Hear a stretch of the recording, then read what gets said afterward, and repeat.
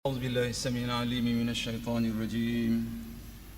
بسم الله الرحمن الرحيم. السلام عليكم ورحمة الله وبركاته.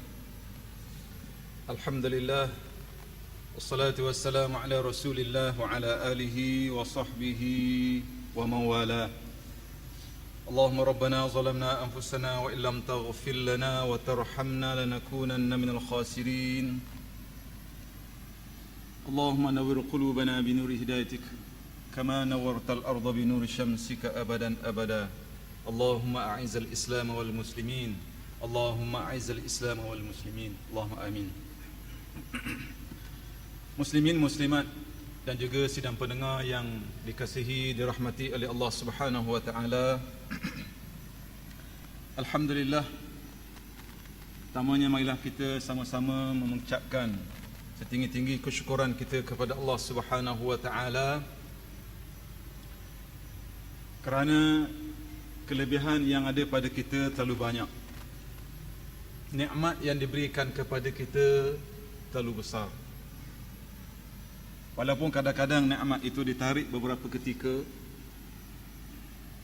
yang mungkin tujuannya untuk memberi peringatan kepada kita bahawa nikmat itu adalah milik Allah. Kekuatan anggota kita, kesihatan kita, apa saja yang kita miliki itu adalah anugerah daripada Allah Subhanahu wa taala. Maka oleh sebab itulah nikmat yang diberikan kepada kita, kebaikan-kebaikan yang ada pada kita, tidak sepatutnya kita membazirkannya dalam perkara-perkara yang tidak berfaedah. Terutamanya nikmatul mal, nikmat harta yang diberikan kepada kita tidak sepatutnya kita gunakan dalam perkara-perkara yang dilarang oleh Allah Subhanahu wa taala. Qala Rasulullah sallallahu alaihi wasallam dalam satu hadis yang diriwayatkan oleh Imam Ahmad, "Ya Amru, ni'mal malus salih lirrajulis salih." Wahai Amru, alangkah baiknya, alangkah nikmatnya harta yang soleh, harta yang baik. Lirrajulis salih, berada pada tangan orang yang soleh ataupun lelaki yang soleh ataupun baik. Tuan-tuan, puan-puan, sidang pendengar yang dikasihi oleh Allah Subhanahu wa taala, hadis ini menjelaskan kepada kita tentang pentingnya harta. Harta yang baik itu, kata Rasulullah sallallahu alaihi wasallam, berada ataupun dimiliki oleh orang-orang yang soleh. Kenapa, tuan-tuan? Kerana apabila harta tadi, ni'matul mal, nikmat harta tadi, apabila dimiliki oleh orang-orang yang tidak saleh kepada Allah, tidak baik kepada Allah Subhanahu wa taala, maka harta tadi akan digunakan, dibelanjakan dalam perkara-perkara yang tidak berfaedah. Dan yang lebih dahsyat lagi, apabila harta tadi dibelanjakan dalam perkara-perkara yang menyebabkan maksiat dan kekufuran kepada Allah Subhanahu wa taala. Haddatsana Abdullah bin Yusuf. Tuan-tuan ya. Haddatsana Sufyan an Salamah qala sa'altu Abdullah 'anil mubadhdhirin qala alladhina yunfiquna fi ghairi haqq atau kama qala sallallahu alaihi wasallam, akhrajahu al-Baihaqi. Diriwayatkan oleh Imam Al-Baihaqi. Daripada Sufyan dan daripada Salamah berkata bahawa aku bertanya Abdullah tentang apakah dia katakan mubazzirin, orang-orang yang membazir, maka katanya alladzina yunfiquna, itulah orang yang membelanjakan hartanya fi ghairi haqq, fi ghairi haqqin, dalam perkara-perkara yang tidak benar, perkara-perkara yang salah, perkara-perkara yang tidak baik. Hadis yang pertama kita baca tadi, bagaimana harta sekiranya berada di tangan orang soleh, maka itulah harta yang terbaik. Yang kedua tersebut tadi, bagaimana yang dikatakan mubazir itu, pembaziran itu ialah apabila dibelanjakan harta tadi dalam ghairi haqqin, benda yang tidak benar. Kita akan tengok beberapa pandangan ya yang dikatakan pembaziran ini. Tuan-tuan bapa yang dikasihi oleh Allah Subhanahu wa taala, di sana kita lihat ya yang dimaksudkan dengan pembaziran itu, antaranya disebut ialah pembaziran harta dan dibelanjakan dalam perkara-perkara yang fasad. Ya, iaitulah dalam perkara-perkara wal infaq fil ma'asi, belanja dalam perkara-perkara maksiat. Dan wakila dikatakan juga, iaitulah apabila dia gunakan harta tadi, dia belanjakan hartanya hingga tidak ada yang ada padanya, ataupun dikaitkan berlakunya pembaziran. Tuan-tuan puan-puan dikasihi oleh Allah Subhanahu wa taala, apabila kita sebut harta ya dan dikaitkan dengan pembaziran, pemborosan, orang kita ni ya, nikmat orang Malaysia ni, rakyat Malaysia ni antara rakyat yang ramai melakukan pembaziran. Banyak melakukan pembaziran. Jadi sebab itulah kita bincang tajuk ini pada malam ini, supaya kita tak masuk di kalangan orang-orang yang membazir. Imam Syafi'i rahimahullah dikata apa tuan-tuan? Ya. Dia kata yang dimaksudkan dengan pembaziran itu ialah membelanjakan harta bukan pada jalan kebenaran. Apa saja harta benda, wang ringgit yang kita belanja bukan di atas asas kebenaran, maka adalah pembaziran. Dan menurut Imam At-Tabari, dia kata apa? Yang berkaitan dengan persoalan pembaziran ini, itulah dikata membelanjakan harta, menghambur-hamburkan harta di jalan kemaksiatan kepada Allah. Dan orang yang seumpama ini dikaitkan sebagai wali-wali syaitan. Orang yang zahirnya manusia tapi perangainya adalah perangai syaitan. Sebab itu ayat yang selalu baca, innal mubadziri kanu ikhwana syayatin. Orang sesungguhnya orang yang membazir itu adalah saudara mara kepada syaitan. Na'udzubillah min zalik. Pembaziran itu berlaku pada banyak keadaan. Antaranya ialah pada makanan. Itu yang paling banyak. Kajian menunjukkan bahawa orang Malaysia ni membazirkan makanan dalam sehari boleh mencecah lebih kurang 9 tan lebihan makanan yang dibuang, sebagai sisa-sisa yang dibuang. 9 tan sehari. Ataupun dikaitkan bagaimana sebanyak ya lebih kurang 9, dipanggil apa? Lebih kurang dikaitkan di sini lebih pada 90,000 beg beras, kampik beras satu hari. Mana makanan kalau kumpul beras-beras yang dibazirkan itu, kajian dibuat, saya terbaca dalam satu akhbar, Itu yang dibuat kajian dan itulah natijahnya. Nak cerita orang kita ni tuan-tuan, membazir. Pergi makan pun kadang-kadang ada adab-adab yang kadang-kadang tidak diajar oleh agama. Sebab itulah kita nak makan, Allahumma, kita doa kepada Allah Subhanahu wa taala, barik lana fima razaqtana wa qina azaban nar. Ya Allah, berilah keberkatan fima razaqtana, apa yang kamu beri rezekikan kepada kami, dan jauhlah kami daripada api neraka. Dalam makanan yang kita makan itu, kuih ke pinggan, dalam nasi sepinggan tu ke apa kita makan, kita tak tahu di mana keberkatannya. Mungkin di awalnya, mungkin di tengahnya, mungkin di hujungnya. Sebab tu Nabi kalau dia makan tak ada sisanya. Yang ada di tangan pun, di jari-jari pun dijilat ataupun dihabiskan. Ada orang dia kata, Ustaz, Allah, macam orang lapar Ustaz kata. Tak, main jilat jari, guram dia. Tak.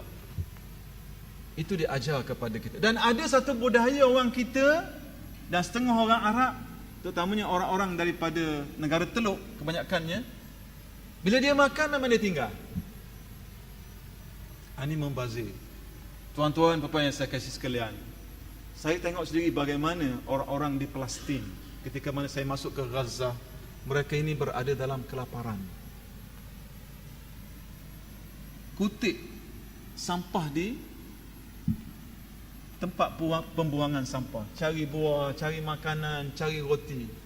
Tapi orang kita ni membazir. Sebab itu kita melihat bahawa sifat membazir ini ialah satu sifat yang dicela oleh Allah Subhanahu wa taala. Ya.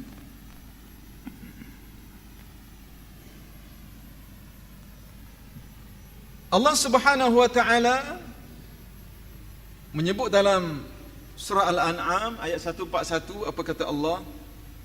A'udzu billahi minasyaitonir rajim. Kulu min thamarihi idza athmara wa atu haqqahu yawma hasadih wa la tusrifu innahu la yuhibbul musrifin. Makanlah daripada buah-buahnya apabila dia dah berbuah, wa atu haqqahu yawma hasadih. Tunailah haknya, ditafsirkan sebagai zakat bila kamu tuainya. Wala tusrifu, kata Allah, jangan kamu berlebihan, jangan kamu membazir. Innahu la yuhibbul musrifin. Allah tak suka orang-orang yang melampaui batas ataupun berlakunya berlebihan dalam perbuatan, dalam amal ataupun dalam dikaitkan dengan pembaziran. Allah Ta'ala tak suka membazir. Jadi membazir ni ada pada makanan, ada pada pakaian, ada pada peralatan, ada pada kenderaan. Kadang-kadang kenderaan berlaku pembaziran, kadang-kadang pakaian pembaziran, pakai sekali buang, kecuali yang buang, yang pakai buang lah, ya. Ada setengah orang tengok dia pakai baju, ada orang pakai baju sama dengan dia, tak pakai dah, buang lah, ya. Pembaziran yang kadang-kadang boleh merosakkan hubungan kita dengan manusia, hubungan kita dengan Allah Subhanahu wa taala. Sebab itu dalam Al-Quran, Allah Subhanahu wa taala sentiasa meletakkan orang-orang yang tidak boleh urus harta benda ini, dikira orang-orang yang tidak layak diberi mereka ini kemampuan untuk diurus secara baik. Jangan bagi hak pada dia untuk urus. Contohnya surah An-Nisa ayat 5, apa kata Allah? وَلَا تُؤْتُوا السُّفَهَاءَ أَمْوَالَكُمُ الَّتِي جَعَلَ اللَّهُ لَكُمْ قِيَامًا وَارْزُقُوهُمْ فِيهَا وَاكْسُوهُمْ وَقُولُوا لَهُمْ قَوْلًا مَعْرُوفًا. Janganlah kamu berikan, yakni serahkan kepada orang-orang yang belum sempurna akalnya akan harta mereka yang ada dalam jagaan kamu, harta yang Allah telah menjadikannya untuk kamu semua sebagai asas pembangunan kehidupan kamu, dan berilah mereka belanja dan pakaian daripada pendapatan hartanya, yakni yang kamu niagakan, dan juga berkatalah kepada mereka dengan kata-kata yang baik. Orang yang tak boleh urus harta, dikira safih, tak apa cerdik, tidak berakal. Allah Ta'ala larang bagi mereka ini uruskan harta. Nak cerita, harta ini adalah harta yang perlu dipelihara, yang perlu dijaga. Sebab tu dalam agama, orang yang tak boleh urus harta ini dilarang untuk dia mentadbir harta. Hari ini banyak berlaku pembaziran pada peribadi, kadang-kadang pada keluarga, kadang-kadang ketua-ketua organisasi dan sebagainya. Apabila diberikan harta, bukan harta dia, harta orang, dia urus saja tapi tak diurus. Orang ini kalau ikut istilahnya sebagai safih, orang tak cerdik. Dan orang ini berhak kita menghalangnya daripada menguruskan harta orang ramai tadi. Datang bukalah kitab fiqh, sebut dan cerita persoalan-persoalan ini. Kenapa Islam ni larang sangat tuan-tuan berlakunya pembaziran ini? Larang sangat kita buat mudah-mudah dengan harta ini. Sebab apa? Islam melihat bahawa setiap harta itu adalah harta ummah, harta orang ramai.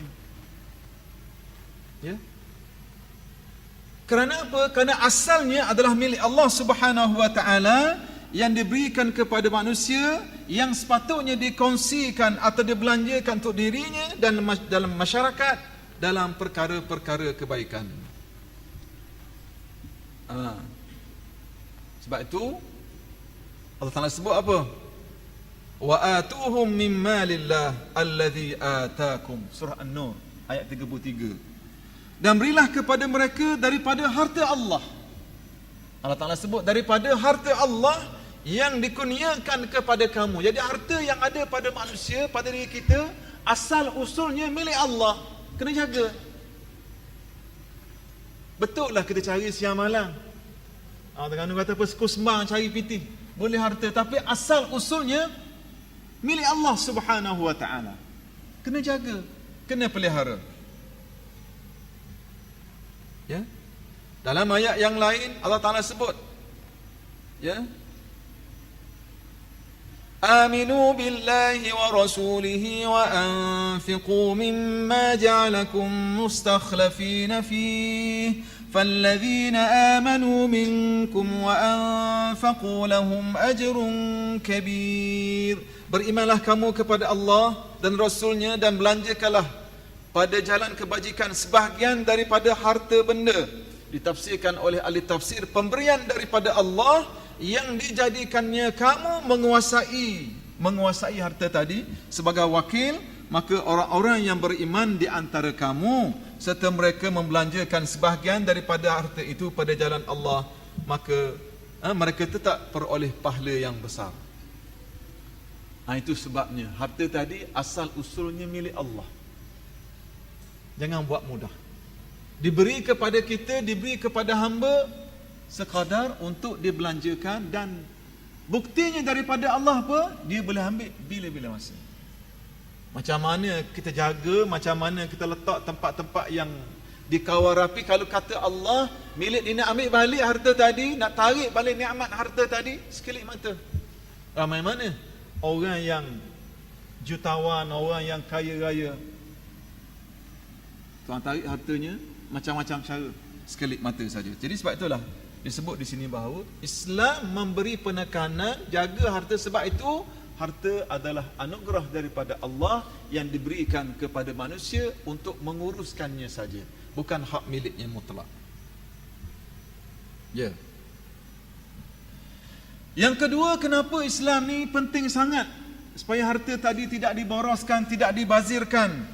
Iaitulah bagi menjaga dan melihara harta benda yang dipersoal setiap hamba di akhirat nanti. Sebab hari akhirat nanti, apa yang kita belanja, apa yang kita guna, akan dipersoalkan di hadapan Allah. Akan ditanya, min aina iktasabat, daripada mana dia ambil, daripada mana dibelanjakan, anfaqahu, dibelanjakan, dia ke mana, ambil sumbernya di mana, dan ke mana dibelanjakan. Jadi kita tidak buat mudah. Betul lah harta kita, tetapi harta tadi dihitung, dihisap, dikira oleh Allah. Ambil mana, belanja ke mana, hak siapa, halal ke, haram ke. hak orang ke bukan hak orang ke, akan dipersoal di hadapan Allah Subhanahu wa taala. Ini antara persoalan-persoalan yang ditanya oleh Allah. Antaranya lagi umur, guna untuk apa? Harta guna ambil daripada mana? Guna untuk apa? Belanja untuk apa? Antaranya lagi ialah ilmu, digunakan untuk apa? Ini persoalan-persoalan sebagai satu muhasabah kepada saya, kepada tuan-tuan, bahawa kita akan dipersoalkan apa yang kita miliki. Kesihatan kita, umur kita, harta kita. Maka sebab itulah Islam melihat tanggungjawab ini tanggungjawab kepada semua. Bagi yang lalai kita peringatkan. Bagi yang ada harta, dia berwaspada. Bagi yang tak ada harta, hidup sebagai orang biasa, boleh makan, boleh minum, boleh hidup, sama-sama kita peringatkan. Kalau tidak, dia akan rosak. Ya? Ini antara persoalan-persoalan yang ditanya oleh Allah Subhanahu wa taala. Rasulullah sallallahu alaihi wasallam nak cerita bagaimana pentingnya harta ini. Dia kata apa dalam satu hadis riwayat Imam At-Tabari, "Idza kana fi akhir az-zaman la budda lin-nas fiha min ad-darahim wad-dananir yuqimu ar-rajulu biha dinahu wa dunyahu." Rawahu At-Tabari atau kama qala sallallahu. Pada akhir zaman kelak manusia harus sepatutnya menyediakan harta untuk menegakkan urusan agama dan urusan dunianya. Jadi sebab itu apabila tidak digunakan harta tadi untuk agamanya, untuk urusan kebaikan dunianya, apa kata Imam Syafi'i tadi? Dia adalah pembaziran. Dia adalah pembaziran. Dan harta tadi tersebut, sumbernya, dibelanjakannya, akan diselidiki, akan dipersoal di hadapan Allah Subhanahu wa taala. Seperti mana hadis yang diriwayatkan oleh Imam Al-Bukhari. Kata Rasulullah, sabda Rasulullah sallallahu alaihi wasallam.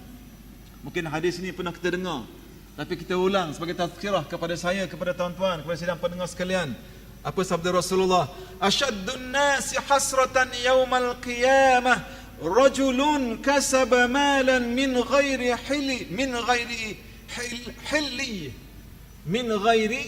hillih fadakhala biha an-nar. Ya, atau kama qala sallallahu alaihi wasallam. Atau Rasul kata apa? Orang yang paling hasrah, rugi, dirundung penyesalan, ya, pada hari kiamat ialah orang yang memperolehi harta daripada sumber yang tidak halal, lalu menyebabkannya masuk neraka. Na'udzubillah. Malan min ghairi hillihi fadakhala biha an-nar. Sumber yang tak jelas, sumber yang haram, dan dimasukkan dalam neraka Allah. Na'udzubillah. Sebab itu, kalau benda-benda yang syubhat, kita tinggalkan. Ya. Benda-benda yang tak cantik, benda-benda yang tak elok, kita tinggalkan. Sebab dia akan merosakkan diri kita, dunia dan akhirat kita. Ya. Tuan-tuan, puan-puan sekalian, hadis ni nak cerita kepada kita bahawa di hari akhirat nanti penyesalan, antara penyesalan yang paling hebat berlaku pada seorang hamba apabila hartanya tadi sumbernya haram. Kadang-kadang kita buat mudah. Payah ustaz negara ni, kau dakwi rasuah, dakwi dia kopi, tak boleh projek sekarang. Nabi kata apa? Orang hak beri, orang hak terima, finnar, dalam neraka. Jadi sebab tu kita ingatkan kepada orang-orang yang ada kuasa, yang melibatkan lulus projek dan sebagainya, tolong pelihara diri. Tengok kita semua, tolong pelihara anak-anak, keluarga daripada memakan perkara-perkara yang haram. Negara boleh bankrupt, tuan-tuan, kalau adanya rasuah. Sebab tu kita kena perangi rasuah. Nabi kata ar-rashi wal murtashi. Orang yang bagi rasuah, orang yang terima rasuah, dua-dua ni masuk neraka. Itu yang kita bimbang sangat bila rasuah berleluasa. Kita bimbang negara kita ni tidak ada keberkatannya. Na'udzubillah. Sumbernya apa? Sumbernya harta-harta yang tidak baik. Kenapa dilarang lagi tuan-tuan? Yang ketiga ialah harta adalah sebahagian daripada maruah kehidupan. Ini sebab dilarang sangat.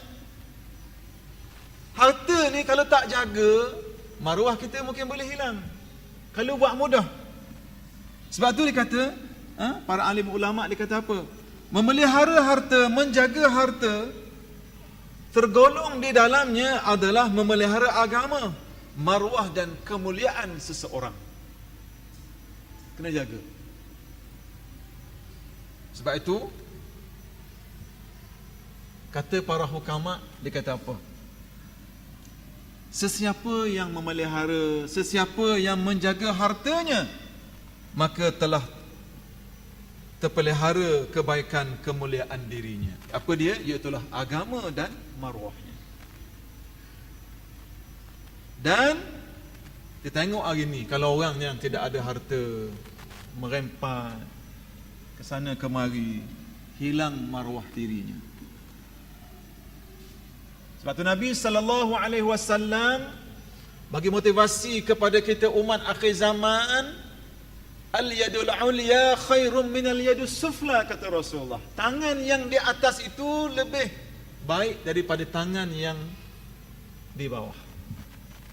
Maksudnya apa? Tangan yang memberi itu lebih mulia berbanding tangan yang di bawah, yang terima. Yang jadi masalahnya sekarang ialah setengah di kalangan kita ni harta banyak,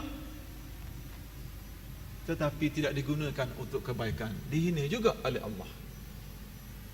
Negara-negara Islam, cuba terperhati tuan-tuan, negara Teluk, sebahagian besar negara-negara Arab, sumber aslinya banyak. Dia panggil apa? Logam hitam, emas hitam, ataupun kita panggil apa? Petrol. Sebahagian besar dikuasai negara umat Islam. Tetapi cuba perhati, ya, tidak ada kemuliaan kalau harta tadi dibazirkan. Ada negara-negara orang Islam membazir juta bilion duit, jutaan bilion dibelanjakan untuk pembaziran.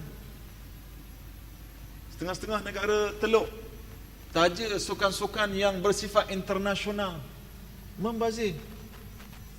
Sumber itu datang daripada Allah. Ini kita sebut sebagai muhasabah kepada kita. Kalau kita ada harta, jangan membazir. Kalau kita diberi amanah untuk menjaga harta, menguruskan harta manusia, jangan membazir. Harta tadi bukan harta kita. Jangan buat kita mudah.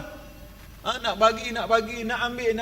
Nak beri kawan tu beri, tak nak bagi, tak nak bagi. Itu harta orang yang akan dipersoal di hadapan Allah Subhanahu wa taala. Apa kata Allah? Apa kata Rasulullah sallallahu alaihi wasallam dalam riwayat hadis Imam Al-Bukhari? Dikata apa?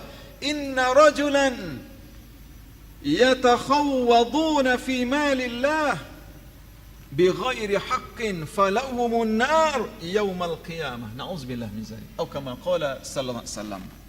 Sesungguhnya orang-orang yang mengelolakan, mengurus tarbih harta Allah dengan tidak benar, bighairi haqqin, dengan cara salah, dengan cara yang tak benar, maka kata Rasulullah sallallahu alaihi wasallam, falahumun nar, bagi mereka api neraka pada hari kiamat. Orang yang diberi amanah menjaga harta, mengurus dana dan sebagainya, urus secara tidak baik, ikut dan sekali macam harta dia dibuat, harta orang ramai. Apa kata Rasulullah? Di hari akhirat nanti, falahumun nar, baginya neraka Allah, yaumal qiyamah, di hari kiamat.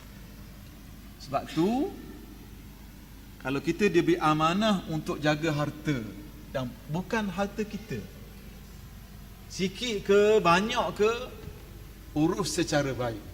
Sebab balasan orang yang tak urus secara baik, falahumun nar, kata Rasulullah, akan dibalas dengan neraka Allah. Ada orang kata, Ustaz, Allah 5 ya je Ustaz, bukan banyak. Tak, jangan membazir. Jangan buat kodam piti orang. Allah Ustaz 50 riyal je.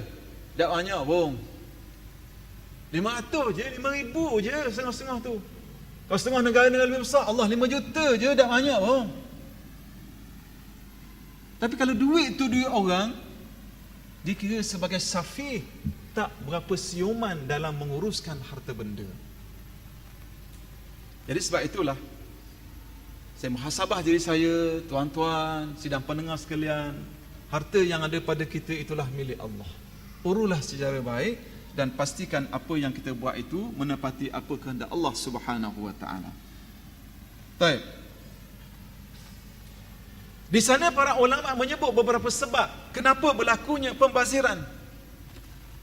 Yang pertama dia kata ialah kerana budaya hidup semenjak kecil lagi, duduk dibesarkan dalam keluarga yang suka membazir. Mak ayah dia bazir, adik-beradik dia bazir. Cara makan membazir, cara berpakaian membazir, makanannya, penggunaan air dan sebagainya ikut dah mudah membazir. Ini antara sebab yang pertama. Yang kedua ialah orang yang banyak mereka yang banyak melakukan pembaziran ini ialah apabila peringkat awalnya dia kehidupannya susah, berada dalam kesempitan, kemudian dia nikmat, senang, maka dia lupa daratan. Banyak berlaku tuan-tuan. Hari ini dipanggil apa? Jutawan sekelip mata. Contoh, orang Felda, contohlah dapat harta kerajaan ambil tanah, dapat jutawan, 2-3 juta dapat. Dan ada di kalangan mereka tak boleh urus duit harta wang ringgit secara baik, maka berlakulah pembaziran. Saya masih ingat masa saya budak-budak lagi 70-an dulu, orang bola Jerangan tu, ya, mungkin ada yang dengar ni. Maknanya duit ni bazir. Sebab harga apa? Harga sawit naik. Bazir, ikut dam beli. Dan berlaku di Selangor bagaimana beberapa tahun sebelum ni. Orang nelayan, kerjanya berkebun kecil saja, tapi bila dapat pampasan daripada harta yang dibayar berdasarkan pembangunan dia buat di situ, kerajaan ambil hartanahnya, ambil tanahnya, dibayar pampasannya jutaan ringgit. Biasanya mereka ni membazir sebab dapat mudah. Dan ada kes-kes berlaku orang yang disebut jutawan segera ini akhir sekali pergi ke laut balik. Habis gitu je BT. Saya pernah terbaca kisah dalam majalah beberapa tahun yang lepas bagaimana dia cerita bila dia tak pandai urus duit, pembaziran berlaku, last sekali jadi balik asal balik. Habis gitu. Duit ni tuan-tuan, ada banyak mana sekalipun, kalau kita tak urus secara baik, berlaku pembaziran dan sebagainya, maka dia akan habis. Sebab itulah dalam surah Furqan, apabila Allah Subhanahu wa taala cerita kepada kita, ajar kepada Nabi SAW, kepada para sahabat dan kepada kita sifat-sifat ibadur rahman, hamba Allah Ar-Rahman ini, iaitulah yang mana walladzina idza anfaqu lam yusrifu wa lam yaqturu wa kana baina dzalika qawama, kata Allah. Orang yang disebut hamba Allah Ar-Rahman ini, bila belanja harta dia tuan-tuan, lam yusrifu, tidak boros, walam yaqturu, tidak terlalu kedekut, wa kana baina dzalika qawama, pertengahan itu ada nilaiannya. Maknanya tak terlalu boros, tak ada kedekut. Sampai masa belanja dia belanja, sampai masa dia pegang harta dia pegang, tak boros. Ini yang disebut oleh Allah Subhanahu wa taala di bahagian akhir surah Furqan. Tuan-tuan tengok balik, Allah Taala sebut beberapa ciri, antaranya bagaimana sumber keuangannya, sumber hartanya digunakan secara baik. Baik. Yang kedua, sebab kesempitan dipenuhi nikmat kelapangan selepas beberapa ketika, boleh berlaku pembaziran juga. Yang ketiga ialah apabila berkawan dengan golongan yang suka membazir. Kata para ulama, suka membazir. Dia hidup peringkat awal mungkin dia bagus, tapi sehari, minggu, bulan, tahun, harian dia dengan orang-orang yang membazir. Makan membazir, pakaian membazir, kenderaan membazir. Maka lama-kelamaan tabiat tadi dia berjangkit. Sebab tu Nabi kata apa? Agama seseorang ialah bergantung siapa kawannya. Baik ke, soleh ke, buruk ke, akhlak seorang, agama seorang bergantung baik buruknya siapa kawannya. Sebab tu penting kita kalau ada anak-anak, ada cucu sebagainya, asuh didik supaya berkawan dengan orang-orang, anak-anak yang soleh. Pastikan anak-anak kita ni menjadi dibesarkan dalam suasana yang soleh, beriman dan ada akhlak. Ya. Yang keempat ialah orang yang sibuk dengan dunia dan lupa kepada redha Allah dan juga syurga Allah Subhanahu wa taala. Sebab apa? Dunia dapat belaka, tuan-tuan. Dunia dia dapat. Maka kadang-kadang dia lupa ada di sana nikmat akhirat. Dunia ni seolah petik dengan jari je mari belaka. Sebut mari belaka. Macam syurga dah dunia ni bagi dia. Maka dia lupa adanya akhirat. Yang dia akan dipersoal di hadapan Allah, akan ditanya di hadapan Allah Subhanahu wa taala. Sebab itu syurga ni kena jadi matlamat kita. Kita mendekatkan diri kepada Allah, cari redha Allah. Kita mohon Allah Taala anugerahkan kepada kita syurga. Itu dia ajak Nabi sallallahu alaihi wasallam, mintalah syurga yang terbaik, Jannatul Firdaus, kata Rasulullah sallallahu alaihi wasallam. Ya.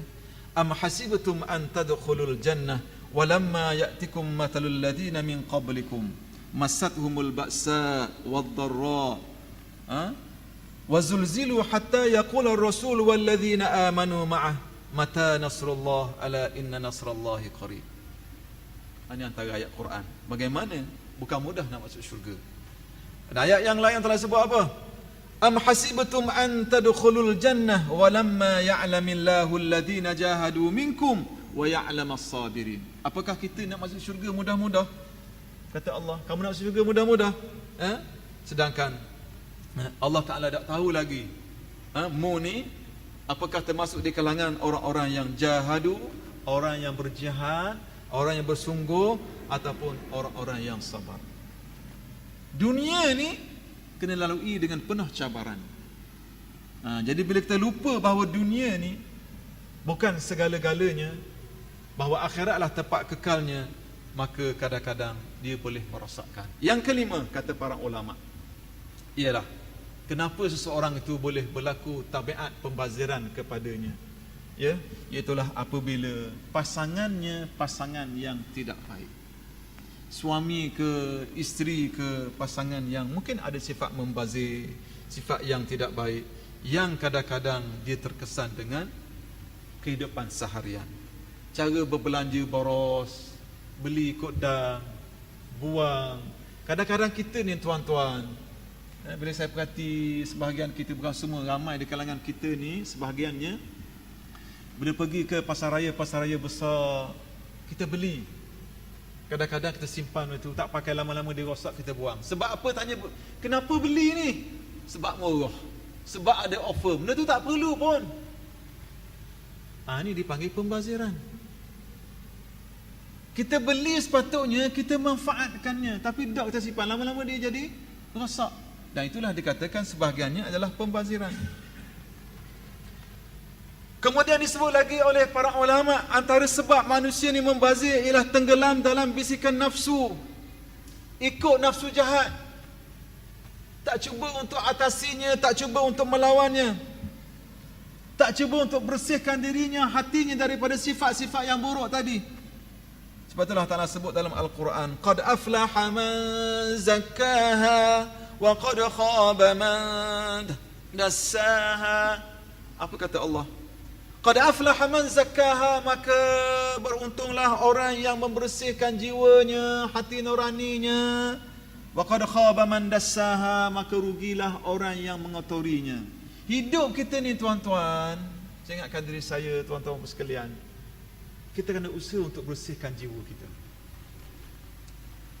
Jaga akhlak kita, jaga adab kita, supaya apa? Jiwa kita tak kotor. Bila jiwa kita kotor, kita akan jadi orang yang lupa. Dan nikmat yang Tuhan beri kepada kita, kita buat mudah. Ini kesan dia. Na'udzubillah min zalik. Jadi mudah-mudahan Allah Subhanahu wa taala menjadikan kita, sama ada harta yang ada pada kita, harta yang kita urus tadbir, kita guna secara baik, dan tidak digunakan dalam perkara bighairi haqqin, dalam perkara dilarang oleh Allah dan Rasulnya. InsyaAllah kalau semua kita pandai menjaga, menguruskannya, negara kita pun selamat daripada pembaziran dan insya-Allah pernah mendapat keberkatan di sisi Allah Subhanahu wa taala. Dipenuhi dengan keberkatan di sisi Allah Subhanahu wa taala. Sebab sifat membazir itulah sifat syaitan yang dilarang, dicela oleh Allah dan Rasulnya. Wallahu alam. Qul qouli hadza wa astaghfirullahal azim li wa lakum. Wassalamu alaikum warahmatullahi wabarakatuh.